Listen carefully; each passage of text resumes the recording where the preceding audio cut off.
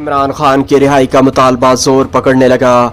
गिलगित में अवाम ने आर्मी की गाड़ियों के सामने इमरान खान के नारे लगा दिए, रिहा करो इमरान खान को रिहा करो। गिलगित सिटी में एक फौजी काफिला इमरान खान और पीटीआई के सपोर्टर्स के सामने फंस कर रह गया। लोगों की एक बड़ी तादाद आर्मी की गाड़ियों के सामने आ गई।